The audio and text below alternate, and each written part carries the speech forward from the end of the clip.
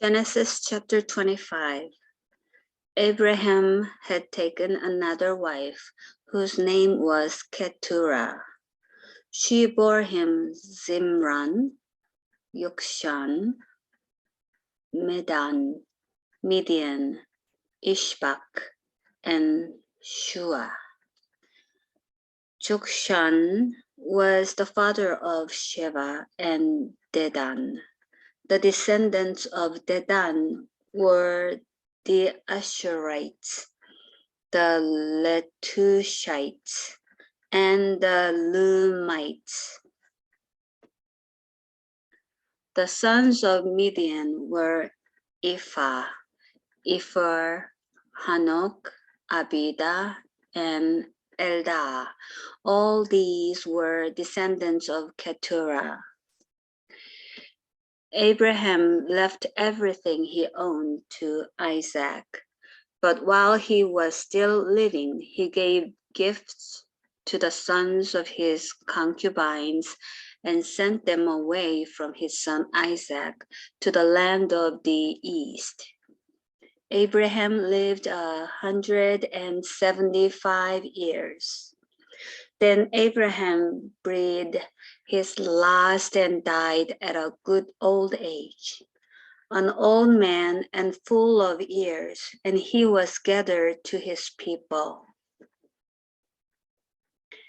His sons Isaac and Ishmael buried him in the cave of Machpelah near Mamre, in the field of Ephron, son of Zohar the Hittite. The field Abraham had bought from the Hittites. There Abraham was buried with his wife Sarah. After Abraham's death, God blessed his son Isaac, who then lived near Beer Lahai Roi. This is the account of the family line of Abraham's son Ishmael, whom Sarah's slave Hagar, the Egyptian, bore to Abraham. These are the names of the sons of Ishmael, listed in the order of their birth. Nebaioth, the firstborn of Ishmael, Kedar, Adbeel, Mibsam, Mishma, Duma, Massa, Hadad, Tema, Zetur, Naphish, and Kedema. These were the sons of Ishmael, and these are the names of the 12 tribal rulers according to their settlements and camps. Ishmael lived 137 years. He breathed his last and died, and he was gathered to his people. His descendants settled in the area from Havilah to Shur, near the eastern border of Egypt, as you go toward Ashur. And they lived in hostility toward all the tribes related to them. This is the account of the family line of Abraham's son Isaac. Abraham became the father of Isaac, and Isaac was 40 years old when he married Rebekah, daughter of Bethuel, the Aramean, from Padan Aram, and sister of Laban, the Aramean. Isaac prayed to the Lord on behalf of his wife because she was childless. The Lord answered his prayer, and his wife Rebekah became pregnant. The babies jostled each other within her, and she said, "Why is this happening to me?" So she went to inquire of the Lord. The Lord said to her, "Two nations are in your womb, and two peoples from within you will be separated. One people will be stronger than the other, and the older will serve the younger. When the time came for her to give birth, there were twin boys in her womb. The first to come out was red, and his whole body was like a hairy garment. So they named him Esau. After this, his brother came out with his hand grasping Esau's heel. So he was named Jacob. Isaac was 60 years old when Rebekah gave birth to them. The boys grew up, and Esau became a skillful hunter, a man of the open country, while Jacob was content to stay at home among the tents. Isaac, who had a taste for wild game, loved Esau, but Rebekah loved Jacob. Once, when Jacob was cooking some stew, Esau came in from the open country famished. He said to Jacob, "Quick, let me have some of that red stew. I am famished." That is why he was also called Edom. Jacob replied, "First, sell me your birthright." "Look, I am about to die," Esau said. "What good is the birthright to me?" But Jacob said, "Swear to me first." So he swore an oath to him, selling his birthright to Jacob. Then Jacob gave Esau some bread and some lentil stew. He ate and drank, and then got up and left. So Esau despised his birthright.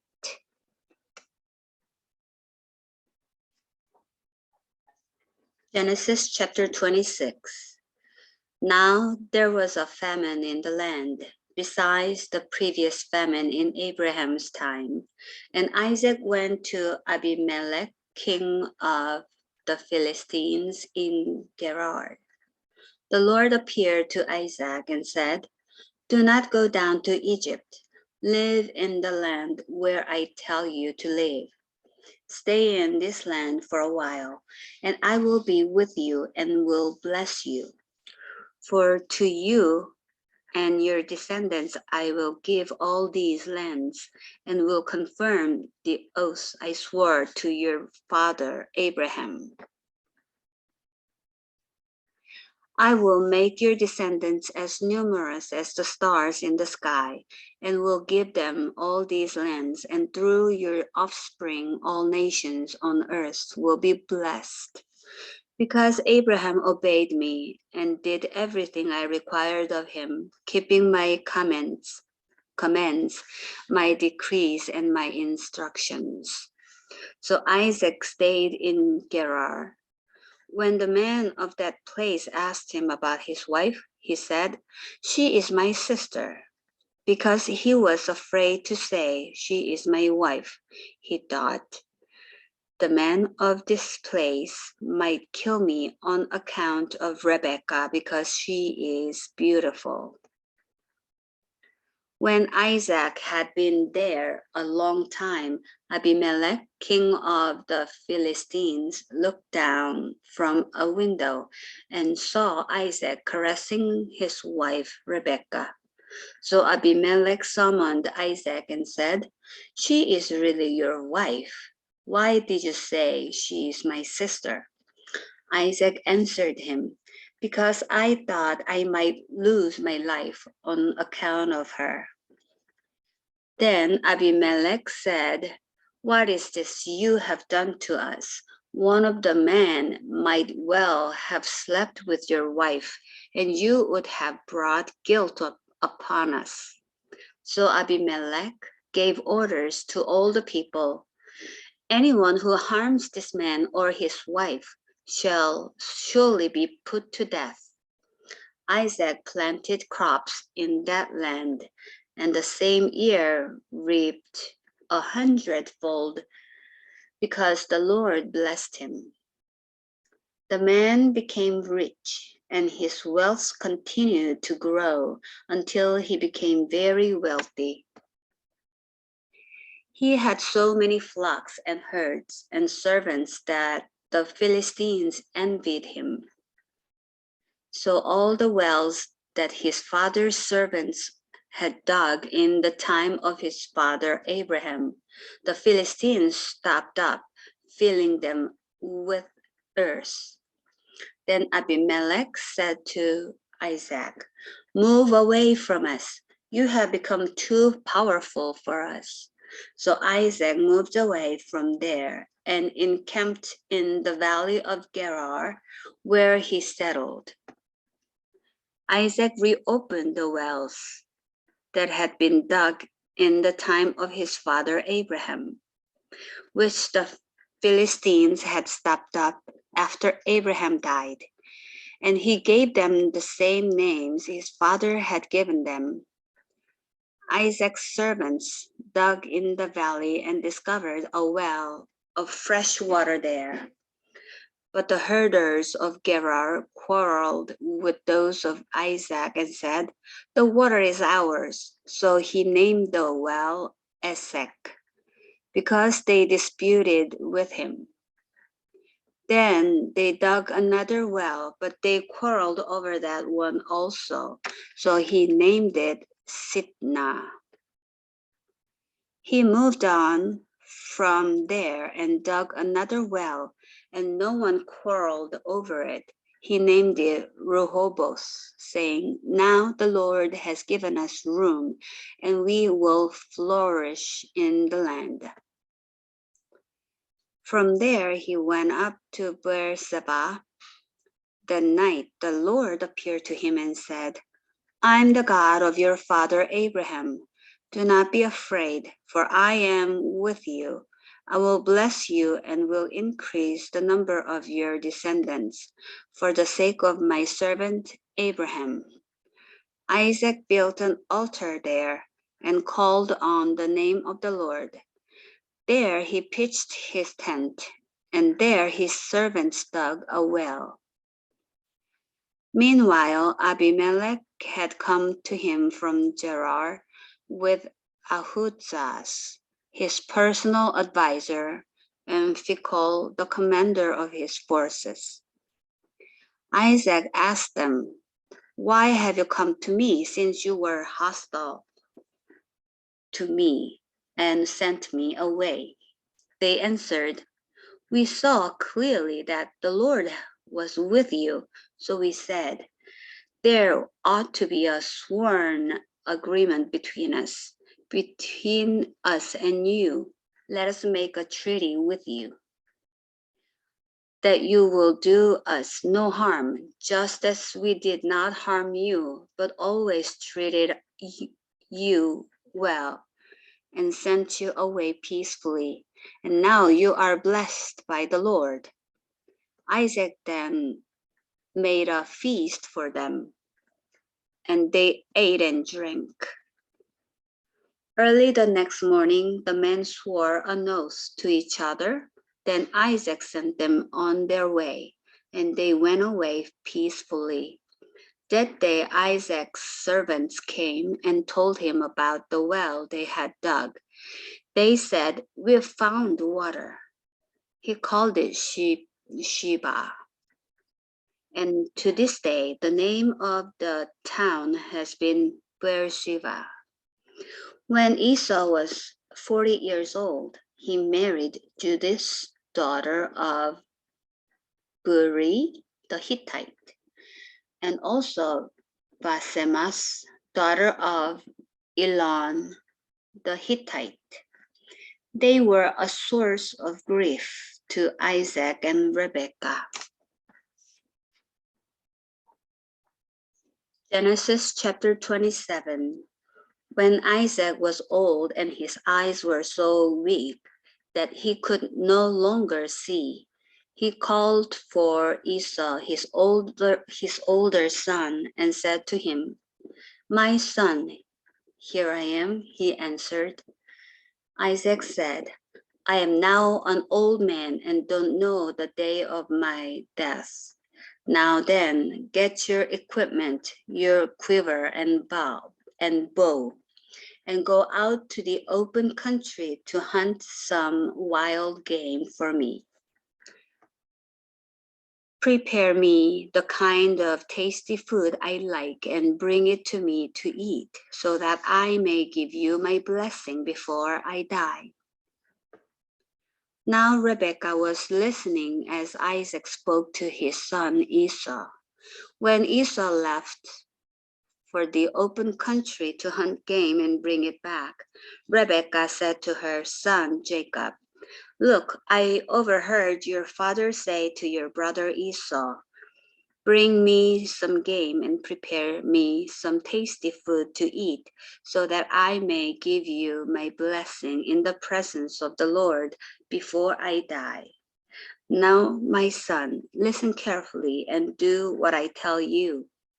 Go out to the flock and bring me 2 choice young goats, so I can prepare some tasty food for your father, just the way he likes it. Then take it to your father to eat, so that he may give you his blessing before he dies. Jacob said to Rebekah, his mother, But my brother Esau is a hairy man, while I have smooth skin. What if my father touches me? I would appear to be tricking him and would bring down a curse on myself rather than a blessing. His mother said to him, My son, let the curse fall on me. Just do what I say. Go and get them for me. So he went and got them and brought them to his mother, and she prepared some tasty food, just the way his father liked it. Then Rebekah took the best clothes of Esau, her older son, which she had in the house, and put them on her younger son Jacob. She also covered his hands and the smooth part of his neck with the goat skins. Then she handed to her son Jacob the tasty food and the bread she had made. He went to his father and said, My father. Yes, my son, he answered. Who is it? Jacob said to his father, I am Esau, your firstborn. I have done as you told me. Please sit up and eat some of my game, so that you may give me your blessing. Isaac asked his son, How did you find this so quickly, my son? The Lord your God gave me success, he replied. Then Isaac said to Jacob, Come near so I can touch you, my son, to know whether you really are my son Esau or not. Jacob went close to his father Isaac, who touched him and said, The voice is the voice of Jacob, but the hands are the hands of Esau. He did not recognize him, for his hands were hairy like those of his brother Esau. So he proceeded to bless him. Are you really my son Esau? He asked. I am, he replied. Then he said, My son, bring me some of your game to eat, so that I may give you my blessing. Jacob brought it to him, and he ate, and he brought some wine, and he drank. Then his father Isaac said to him, Come here, my son, and kiss me. So he went to him and kissed him. When Isaac caught the smell of his clothes, he blessed him and said, Ah, the smell of my son is like the smell of a field that the Lord has blessed. May God give you heaven's dew and earth's richness, an abundance of grain and new wine. May nations serve you and people bow down to you. Be Lord over your brothers, and may the sons of your mother bow down to you. May those who curse you be cursed, and those who bless you be blessed. After Isaac finished blessing him, and Jacob had scarcely left his father's presence, his brother Esau came in from hunting. He too prepared some tasty food and brought it to his father. Then he said to him, "My father, please sit up and eat some of my game, so that you may give me your blessing." His father Isaac asked him, "Who are you?" "I am your son," he answered, your firstborn Esau." Isaac trembled violently and said, "Who was it then that hunted game and brought it to me? I ate it just before you came, and I blessed him. And indeed, he will be blessed." When Esau heard his father's words, he burst out with a loud and bitter cry and said to his father, "Bless me too, my father." But he said, "Your brother came deceitfully and took your blessing." Esau said, "Isn't he rightly named Jacob? This is the second time he has taken advantage of me. He took my birthright, and now he has taken my blessing." Then he asked, "Haven't you reserved any blessing for me?" Isaac answered Esau, "I have made him lord over you, and have made all his relatives his servants, and I have sustained him with grain and new wine. So what can I possibly do for you, my son?" Esau said to his father, "Do you have only one blessing, my father? Bless me too, my father." Then Esau wept aloud. His father Isaac answered him, "Your dwelling will be away from the earth's richness, away from the dew of heaven above. You will live by the sword, and you will serve your brother. But when you grow restless, you will throw his yoke from off your neck." Esau held a grudge against Jacob because of the blessing his father had given him. He said to himself, "The days of mourning for my father are near. Then I will kill my brother Jacob." When Rebekah was told what her older son Esau had said, she sent for her younger son Jacob and said to him, "Your brother Esau is planning to avenge himself by killing you. Now then, my son, do what I say. Flee at once to my brother Laban in Haran. Stay with him for a while until your brother's fury subsides. When your brother is no longer angry with you and forgets what you did to him, I will send word for you to come back from there. Why should I lose both of you in one day?" Then Rebekah said to Isaac, "I am disgusted with living because of these Hittite women. If Jacob takes a wife from among the women of this land, from Hittite women like these, my life will not be worth living."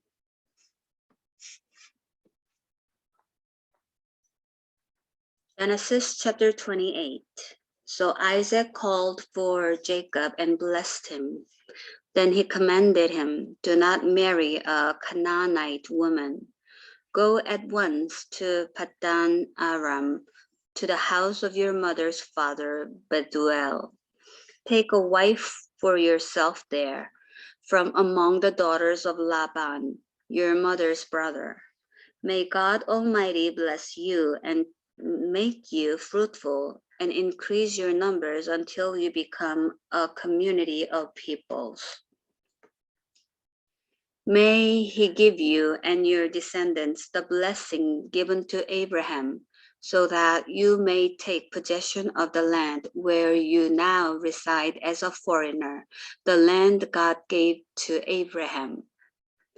Then Isaac sent Jacob on his way, and he went to Paddan Aram, to Laban, son of Bethuel the Aramean, the brother of Rebekah, who was the mother of Jacob and Esau.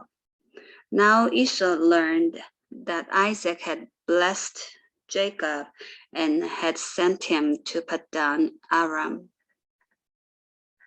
to take a wife from there, and that when he blessed him, he commanded him, "Do not marry a Canaanite woman," and that Jacob had obeyed his father and mother and had gone to Paddan Aram. Esau then realized how displeasing the Canaanite women were to his father Isaac. So he went to Ishmael and married Mahalath, the sister of Nebaioth and daughter of Ishmael, son of Abraham, in addition to the wives he already had.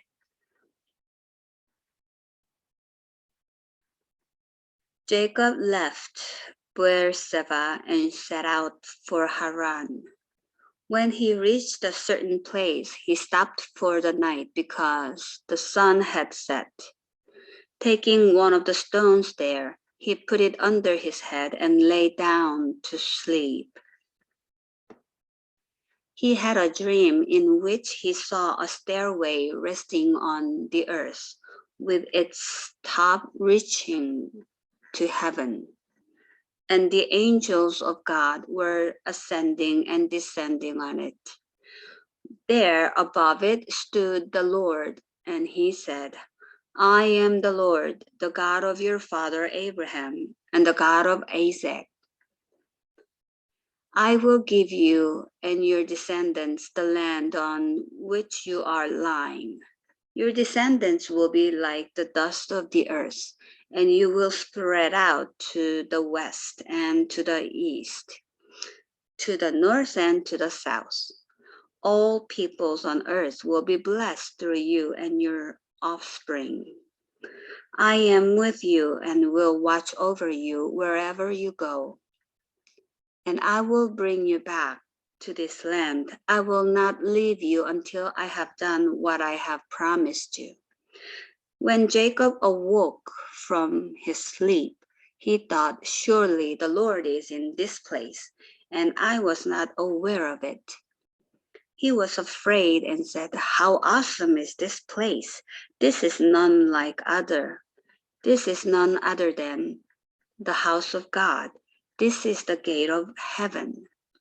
Early the next morning, Jacob took the stone he had placed under his head and set it up as a pillar and poured oil on top of it.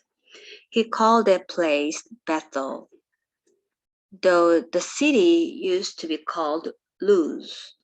Then Jacob made a vow, saying, "If God will be with me and will watch over me on this journey I am taking, and will give me food to eat and clothes to wear, so that I return safely to my father's household, then the Lord will be my God, and this stone that I have set up as a pillar will be God's house. And of all that you give me, I will give you a tenth."